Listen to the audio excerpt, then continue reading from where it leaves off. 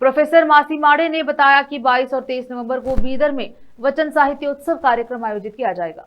वचन साहित्य उत्सव कार्यक्रम का आयोजन वचनामृत कन्नड़ संघ द्वारा इस महीने की 22 और 23 तारीख को शहर के डॉक्टर चन्नबसवा पट्टदेवरू रंग मंदिर में किया जाएगा।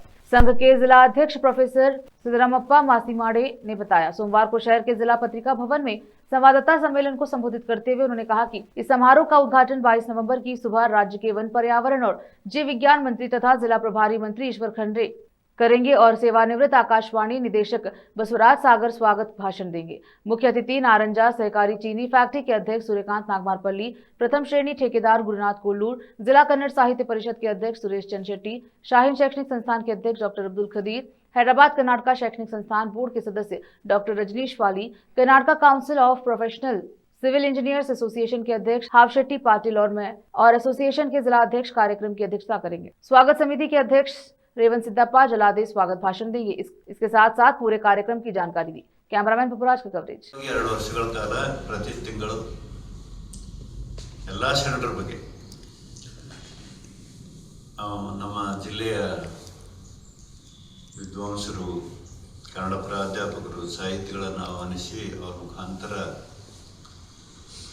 ಜನರಿಗೆ ಈ ವಚನಕಾರರ ಬದುಕು ಮತ್ತು ಅವರ ಬರಹ, ವಚನ ಸಾಹಿತ್ಯದ ಸಾರ ಮಾಡಿಸುವಂಥ ಕೆಲಸ ಮಾಡಿದರು.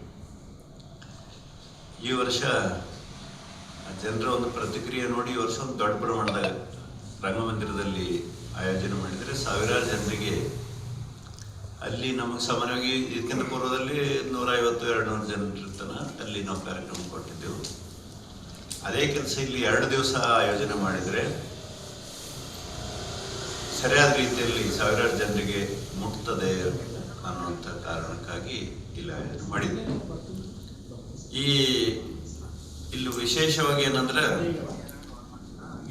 ಈ ಗೋಷ್ಠಿಗಳಲ್ಲಿ ರಾಜ್ಯದಾದ್ಯಂತ ಬೇರೆ ಬೇರೆ ವಿಶ್ವವಿದ್ಯಾಲಯದಿಂದ ವಚನ ಸಾಹಿತ್ಯದ ಮೇಲೆ ಸಂಶೋಧನೆ ಕಾರ್ಯ ಕೈಗೊಂಡಂತ ಆದರಣೀಯ ಹಿರಿಯರಾಗಿರ್ತಕ್ಕಂಥ ಪ್ರೊಫೆಸರ್ ಮಾಸಿಮಾಡಿ ಅವರ ನೇತೃತ್ವದಲ್ಲಿ ಕಳೆದ 2 ವರ್ಷದಿಂದ ವಿಶೇಷವಾಗಿ ವಚನ ಸಾಹಿತ್ಯದ ಮೇಲೆ ಈ ಸಮಾಜದ ಮೇಲೆ ಬೆಳಕು ಚೆಲ್ಲತಕ್ಕಂಥ ಕೆಲಸ ಮಾಡಿದ್ದಾರೆ.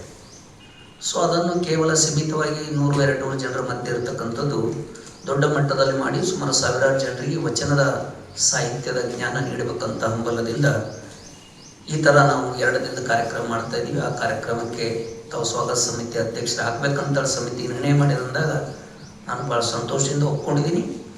ಮತ್ತು ಆ ಕಾರ್ಯಕ್ರಮ ಭಾಳ ಯಶಸ್ವಿ ಮಾಡೋ ದೃಷ್ಟಿಯಿಂದ ಕಳೆದ 15 ದಿನಗಳಿಂದ ನಾವು ಕೆಲಸ ಮಾಡ್ತಾ ಇದ್ದೀವಿ. ಈ ವಚನ ಸಾಹಿತ್ಯೋತ್ಸವದಲ್ಲಿ ಸುಮಾರು 2 ದಿನದಿಂದ ಸುಮಾರು ನಮ್ಮ ನಿರೀಕ್ಷೆಯರು ಸುಮಾರು ಒಂದು 3,000 ಜನ ವಿದ್ವಾಂಸರು, ಸಾಹಿತಿಗಳು, ಸಮಾಜದ ಬಂಧುಗಳು ಭಾಗವಹಿಸ್ತಾರೆ. ಸೊ ಹಾಗಾಗಿ ಈ ಕಾರ್ಯಕ್ರಮ ಯಶಸ್ವಿ ಮಾಡಲು ಒಂದು ನಾವು ಸ್ವಾಗತ ಸಮಿತಿ ಸುಮಾರು ಒಂದು 9 ಸಮಿತಿ ನಾವು ರಚನೆ ಮಾಡ್ಕೊಂಡಿದ್ದೀವಿ. ಅದರಲ್ಲಿ ಅತಿಥಿ ಅನುಚರಣೆ ಒಂದು ಸಮಿತಿ ಆಗಿರ್ಬೋದು, ಪ್ರಚಾರ ಸಮಿತಿ ಇರ್ಬೋದು ಮತ್ತು